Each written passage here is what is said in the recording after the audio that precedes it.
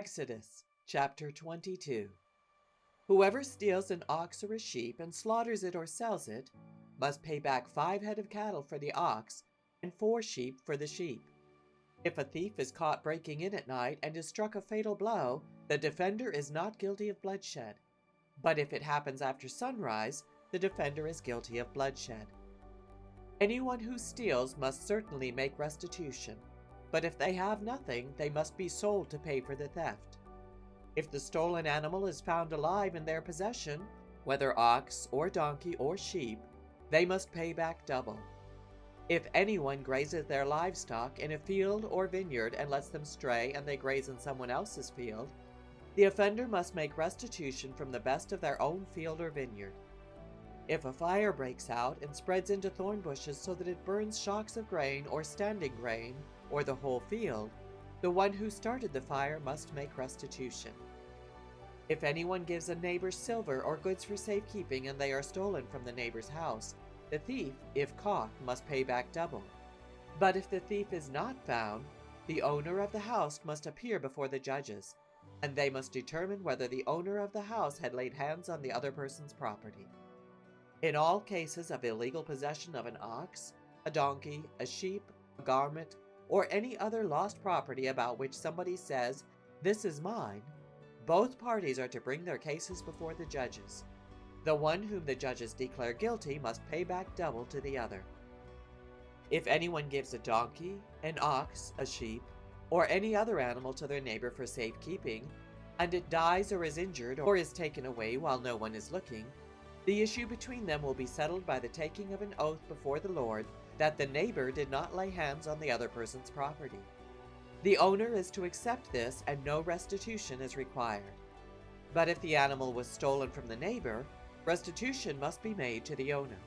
If it was torn to pieces by a wild animal, the neighbor shall bring in the remains as evidence and shall not be required to pay for the torn animal. If anyone borrows an animal from their neighbor and it is injured or dies while the owner is not present, they must make restitution. But if the owner is with the animal, the borrower will not have to pay. If the animal was hired, the money paid for the hire covers the loss. If a man seduces a virgin who is not pledged to be married and sleeps with her, he must pay the bride price and she shall be his wife. If her father absolutely refuses to give her to him, he must still pay the bride price for virgins. Do not allow a sorceress to live. Anyone who has sexual relations with an animal is to be put to death. Whoever sacrifices to any god other than the Lord must be destroyed. Do not mistreat or oppress a foreigner, for you were foreigners in Egypt. Do not take advantage of the widow or the fatherless. If you do, and they cry out to me, I will certainly hear their cry. My anger will be aroused, and I will kill you with the sword. Your wives will become widows, and your children fatherless. If you lend money to one of my people among you who is needy, do not treat it like a business deal. Charge no interest. If you take your neighbor's cloak as a pledge, return it by sunset, because that cloak is the only covering your neighbor has. What else can they sleep in? When they cry out to me, I will hear, for I am compassionate.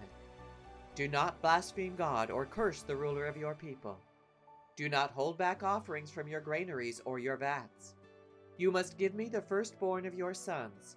Do the same with your cattle and your sheep. Let them stay with their mothers for 7 days, but give them to me on the 8th day. You are to be my holy people, so do not eat the meat of an animal torn by wild beasts. Throw it to the dogs. Chapter 23. Do not spread false reports.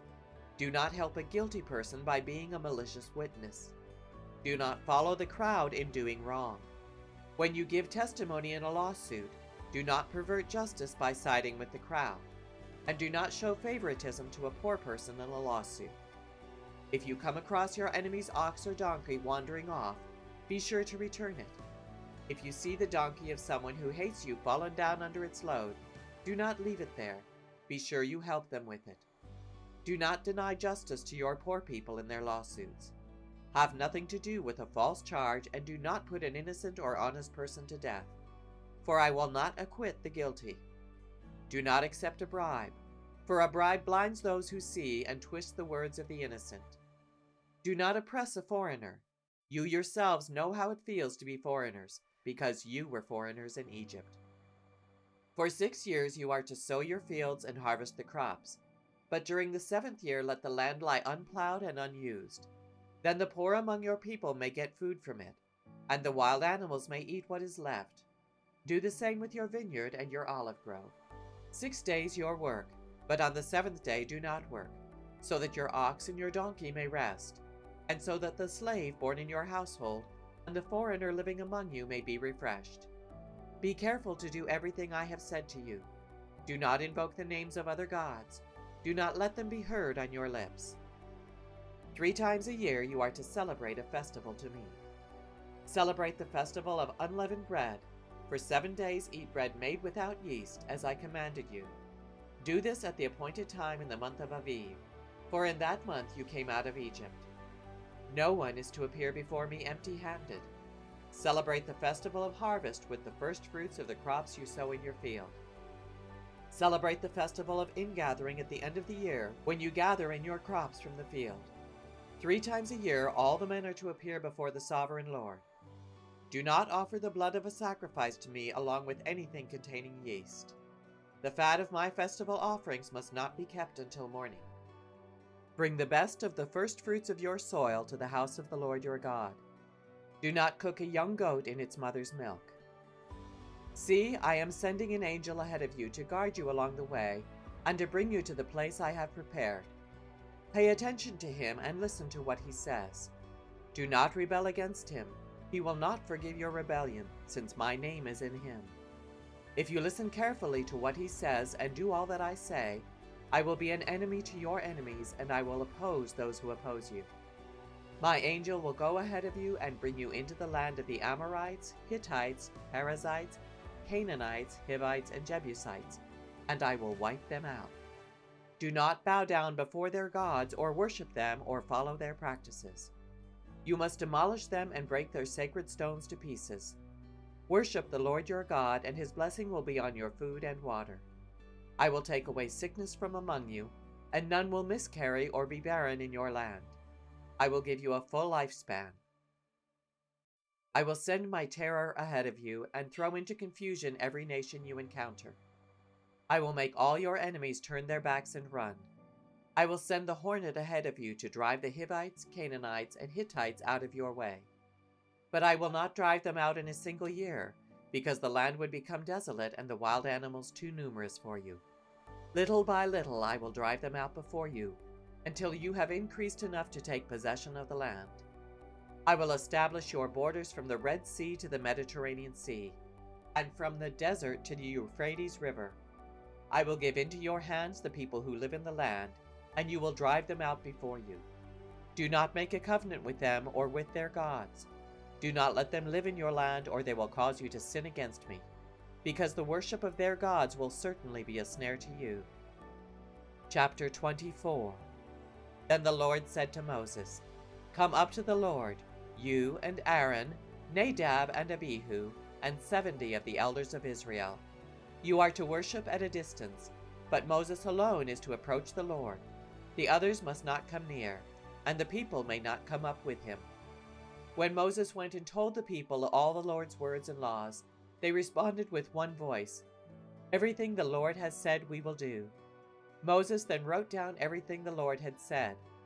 He got up early the next morning and built an altar at the foot of the mountain and set up 12 stone pillars representing the 12 tribes of Israel.